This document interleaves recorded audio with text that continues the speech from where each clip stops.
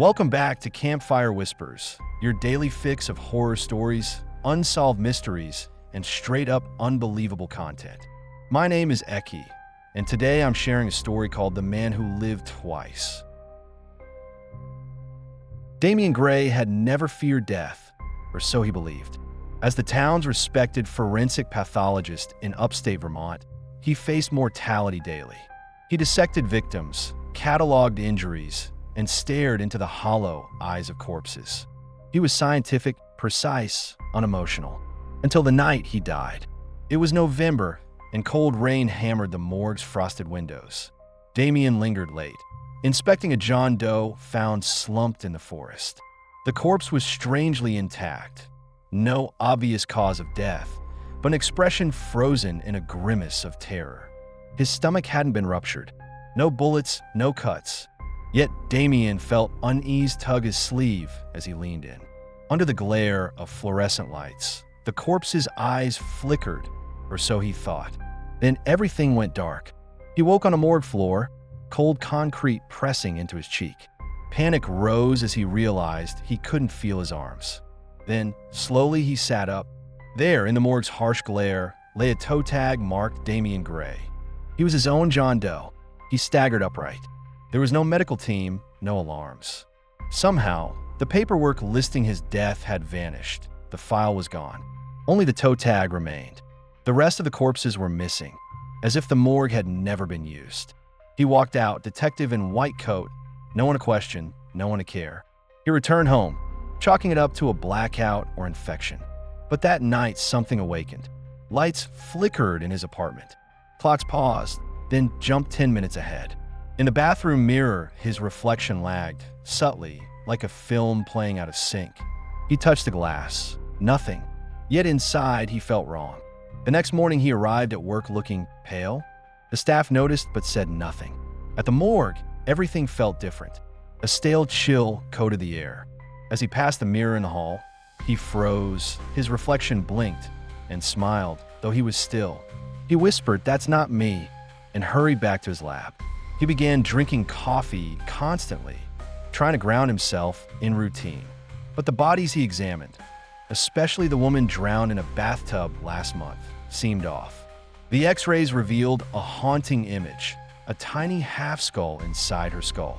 Something embryonic, perfectly formed. Damien convinced himself it was a glitch, but at night he heard lullabies on the radio and felt hands brushing his hair. Soon, blanks appeared in his memory. He woke beside a bloody countertop, knife in hand with dried tissue clinging to the blade. He couldn't account for the midnight hour that preceded it. He installed cameras in his home. Footage captured Damien standing before the mirror, insisting wordlessly to his reflection that he needed it gone. In one clip, his reflection reached out and smiled at Damien, who didn't move. He confided in Katia Ellison, a neurologist friend. They analyzed EEGs, MRIs, sleep studies. No pathology. When she reviewed the mirror footage, her pale eyes settled on Damien's reflection. "It's not you," she whispered. "He isn't you." Determined, Damien returned to the morgue one night, alone. At 3:03 a.m., yes, exactly, light snapped out. His flashlight flickered and died. In that total darkness, he heard soft voices chanting in a guttural cadence. He sensed movement just beyond his flashlight's reach. Then the lights blinked back, and there he was, face to face with his mirror self. It held up a cracked scrap of mirror, reflecting Damien's pale face, eyes hollow. With motion he could feel through his entire body, it nodded and smiled wide, the edges of its mouth distorting like melting wax. Damien stumbled back into the hallway, breath hitching. When someone called his name, he snapped out of trance and fled. The morgue's lights were already cycling back on. No one else was inside. No one ever saw him. Days became nightmares. He woke to knocks on his bedroom window, 3 slow raps. Every night at 2:46 a.m. Sleep deprived, he watched his reflection stop breathing on video. On nights he did sleep, it followed him into his dreams, a silent stalker. The townspeople began whispering that Damien had changed. They said his white coat looked like armor, his greetings half polite stabs. They crossed to the other side of the street to avoid his eyes. He felt contagious, cursed. One evening, driven desperate, he invited Katia to the morgue. She arrived under protest. Damien showed her the body drawer that contained his own empty storage tag. She studied it and gasped. No fingerprints. It had never been touched, only placed there as if by another. He flipped the tag, reading etched words poorly scratched across it. Back again. Katia's phone shattered in her hand. The door slammed shut. Security cameras picked up a blurry silhouette stepping through walls. They ran, but the reflection didn't stop. At home, Damien found himself one morning in the basement, standing over a rotating mirror propped up near a generator. He couldn't recall entering. His neck and arms were crusted with mud, the generator's oil and grime. The mirror reflected him, but the figure behind the glass was naked, toothless, eyes bleeding black ink. Damien screamed, smashed the mirror, and blacked out. He woke strapped to a hospital bed, Katia beside him. She said it looked like he killed himself. He felt a mirror, then collapsed. He recalled none of it. The next night, Damien wandered again. By stairs, he pressed one hand into the wall, felt the wet pulse beneath the paint. Then the floorboards moaned. In his peripheral vision, he glimpsed a figure stepping from the wall.